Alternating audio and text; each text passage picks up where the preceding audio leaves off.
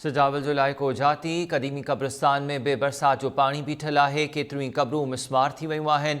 ॿ गॾह क़ब्र में किरी फासी पिया। ॿ गॾह मिस्मार थियल क़ब्रुनि में किरी फासी पिया आहिनि। शहरनि वॾी कोशिश बाद इन्हनि जानवरनि खे कढी वरितो।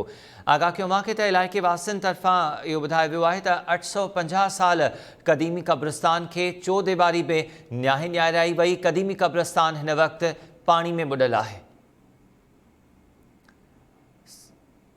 सजावल ज़िले जो शहर जाती क़दीमी क़ब्रिस्तान में बरसात जो पानी बीठल है। केतिरियूं क़ब्रूं मिस्मार थी वयूं आहिनि।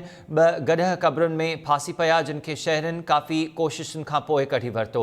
तफ़सील मालूम कयूं था time news reporter Ali Akbar थईम खां। अली अकबर, आगाह कजो, हर तरफ़ पानी पानी है, क़ब्रिस्तान में भी पानी बीजी वियो है। जी अली अकबर।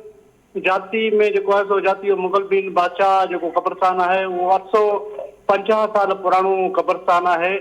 जैमें जो है सो हर तकरीबन सवें न बल्कि हज़ारनि की तादाद में कब्रूं जो सो पानी 2 खां 3 फुट बीहण जे करे जो है सो पानी सबब कब्रूं केतिरियूं मिस्मार थी वियूं आहिनि। जंहिंमें जो है सो एक कब्र में जो है सो 2 गॾा जो सो किरी पिया आहिनि, जेके उन्हनि खे जो है सो उते रहवासी जो है सो वॾी कोशिशनि बाद जो है सो उन्हनि गॾानि खे उता कब्र खोटे पोइ जो है सो उनखे कढियो वियो आहे। उन सां गॾु गॾु जेका सो कब्र जी बेहरुमती पिणु थी आहे। तव्हांखे इहो ॿुधाईंदो हलां त जेका आहे उते रहवासी जेको आहे उन्हनि इहो इंतिज़ामिया ते दाईंदे चयो आहे त जेका तहरीके इंतिज़ामिया जेका आहे त उन्हनि जेको आहे सो हुन क़दीमी क़ब्रिस्तान जी का बि सार संभाल न लथी आहे ऐं इन जी चौदीवारी न हुअण जे करे जेको आहे सो हिननि क़ब्रिस्तान में जेको आहे सो पाणी 2 खां 3 फुट हमेशह जो बीहंदड़ रहे थो। हीअं मुसलसल बरसात में जो है सो पानी हद खां वधीक बीहो आहे, जंहिंजे करे हज़ारे कब्रूं जेके सो मिस्मार थी वयूं आहिनि। उन जे करे जेके सो इहे वाक़िया पेश अचनि था। इहो त जेको आहे सो उन्हनि इहो चयो त इहो त असां जेको आहे सो गॾा ॾिसी वरितासीं, जेके असां जेको आहे सो फौरन उन्हनि खे असां के वॾी कोशिशि सां जेको असां कढियो आहे।